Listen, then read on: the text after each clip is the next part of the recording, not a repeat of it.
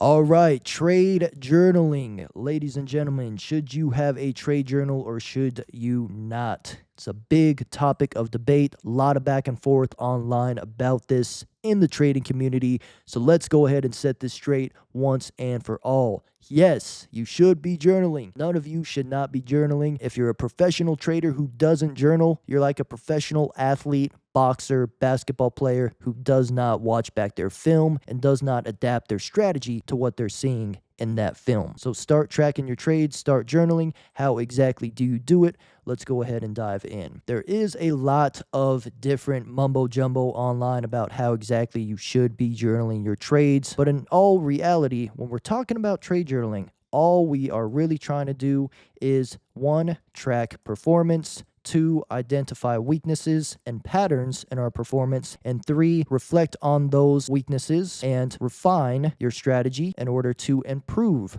those weaknesses. So this is a continuous process. It is always occurring from tracking to identifying these patterns to reflecting and refining to going back and trading, tracking, identifying, reflecting, and refining again. It is the circle of improvement. And the way you put the information in your journal and the way you commentate on it is going to affect how you're able to capture these things and identify them quickly. We're going to dive into actually how to journal, and I'm going to be giving you a template as well. So let's go ahead and pull up this template. This is on an app called Notion. So if you're not on Notion, go ahead and make an account, and I'm also going to attach this exact template in the description below. So you guys can all have access to it. You can just make a copy of it on your own Notion and use it from there. But quite simply, this is the way that I have always kept track of my trades across my journey, and it's only adapted and improved over time. These aren't my actual trades, but I just populated this to show you guys exactly what to put in. So you see here first, we have the actual pair you execute on. Inside of that, there is space for you to put your charts. So you log your entry chart, intraday, higher time frames, put any notes in here, and then also the direction. So you can choose short or long. You can choose which day you took the trade of the week, can pick the day on the calendar, and you can track everything down from the entry time, exit time, and all that stuff too. So we're really keeping track of these key things. And then on the price side, we're keeping track of all of our entry confirmations. Did we have a higher time frame bias that day or did we not?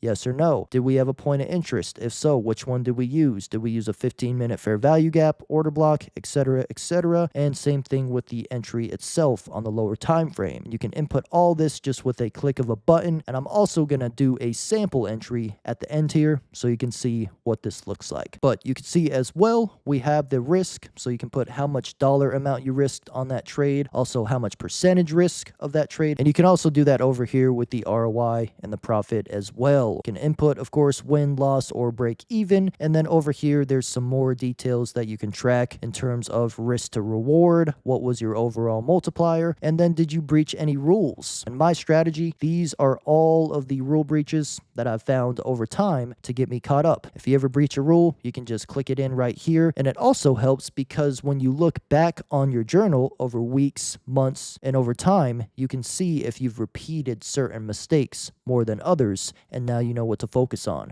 So very good to keep track of that as well. Even if you take a win, if you still broke a rule, you want to go ahead and note that because the whole point of this is to give ourselves a repeatable edge that we can rely on over time.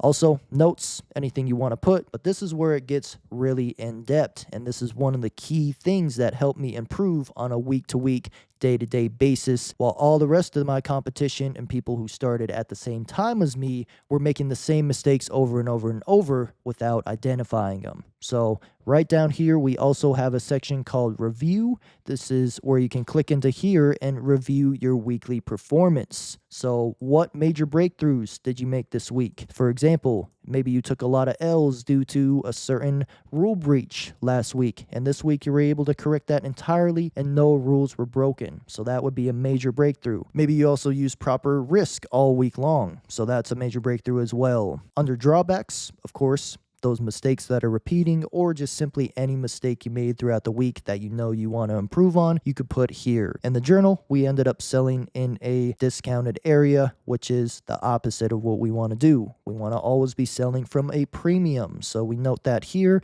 and we also note how we can improve on that, focus on only selling and buying in efficient areas. You can refer to this back every day before you start the next trading week too, and it helps further reinforce the good habits that you want to build. And of course, when the next week opens, you just go ahead and create a new entry, and then you are good to go. Now let's go ahead and do a test entry in one of these journals, and I'm also going to show you exactly how I like to save my charts on TradingView, what type of annotations I like to put on them, and all of that good stuff. First thing I'm going to do here, and what you can do on this template as well, is actually duplicate one of these here. And the reason I duplicated it instead of just opening a new one down here is because I want this template to be saved for the photos. So this is the main thing I'm trying to save. While doing that, of course, the rest of this stuff is all going to change. So I can just go ahead and delete all of this stuff for now. All right, so you see we have deleted all of those annotations.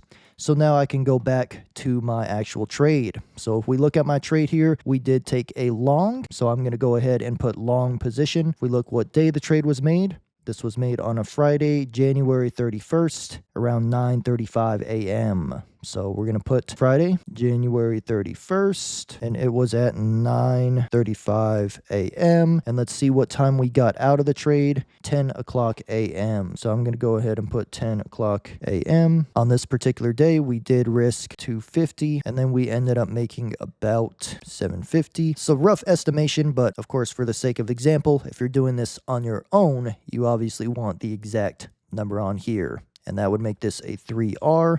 So we're just going to put 3R around there. And do we have a higher time frame bias this day? Yes, we did have a higher time frame bias, and I'll show you guys how to log that as well. And if we look here, we also ended up sweeping a 15-minute liquidity level before creating this IFEG. So that was our intraday point of interest. So under point of interest, I'm going to go ahead and put 15 minute, and then I'm going to go ahead and click liquidity because we swept liquidity on the 15 minute. Now, in terms of the entry, we saw we had a 5-minute IFEG, so that was the entry. And in terms of our risk, it was also 0.5%. So you're starting to see this a pretty quick process when you have all of this templated out, and you're going to get access to this as well. From here, what I want to actually do is start saving some of these pictures. So what I usually like to do is start with the entry chart first. I'll go over here, and then I'll just get a quick snapshot of the entire trade. You can also go into super depth if you want to, and also mark these. So in this case, this was a daily volume imbalance, but of course, when we're this zoomed in, it's not going to show you this. So you can always mark this if you don't want to forget what that actual level was. And then over here too, we did have a 4-hour order block. So I can go ahead and put 4-hour order block. And we also had the 4-hour order block mean threshold. So this just helps you to not lose track of these higher time frame PD arrays, but it also allows you to not have to move everything around so much. As you can see here, we've got everything in frame. You can go ahead and just click download here, and we're just going to drag it into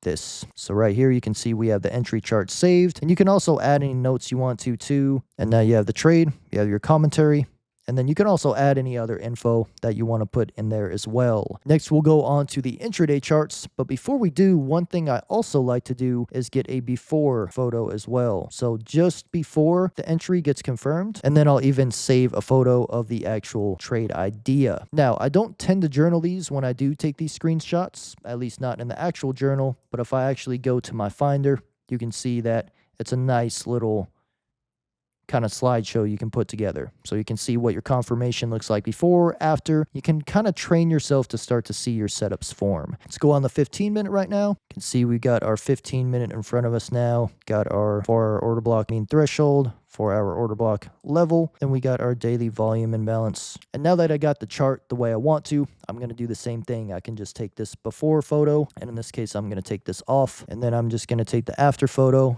after price has reached to our target. Boom. And now we can go back to the intraday charts, and we can go ahead and drag our photo in here as well. So you can see got the entry chart, the intraday chart with the point of interest, and now we have the higher time frame chart. In this case, I did have 2 higher time frame draws, but the most relevant one was the 4-hour order block mean threshold. I'm going to go ahead and go on the 4-hour chart, and I'm going to do a quick before and after here as well. So we got the after photo, and then I'm going to do a quick before photo with price before it's at that order block mean threshold. So I'm actually going to take one like this, and then I'm also going to take one like this, because this is where I think we could draw. I'm going to go ahead and drag that higher time frame chart in there. And then you can see we also had that volume imbalance on the daily. So I'm actually going to journal that as well. And you don't have to do this with all the time frames and all the different variations. But again, if you want the most improvement, if you want to see the most results in the quickest time and get to know yourself as a trader, you must do the extra work to just capture all these small little details. So on this day, I was anticipating a full fill-in of this gap. So we can go ahead and add that as well. And then I'm not going to actually add this to our journal entry, but I am going to save it in a separate folder. You can add these if you want to, though. You can do a before and after. You can duplicate this, add another image in there, and you can do that for each of the time frames. But in terms of this entry, this is done. So you see we have a brand new entry here, and I'll just put textbook 5-minute IFVG off a 8:30 a.m. sweep. So make sure to go ahead and download this template. Link is in the description, and go ahead and start using this journal. Now, I do want to introduce you to 2 other tools. TradeZella is one of them, and also OBS, which is free. So you can screen record yourself trading, or you can do what I do and actually live stream it directly to YouTube, directly to anywhere with OBS Studio. So if you're wondering how I go live, this is what I use to go live. I do go live most weekdays, 9:15 a.m. Eastern, to trade the New York session. So if you want to watch that completely free, feel free to subscribe. And make sure you also join the free Discord. Link is in the description as well, where you can jump in here with all of us, chat about trading. You can see I got a lot of people in here making profits, passing challenges, doing all of that good stuff. So make sure you hop in the Discord as well. And with that being said, guys, if you have any other questions, feel free to drop them in the comments below. Subscribe to the channel, like this video if you learned something, and we'll see you in the next one.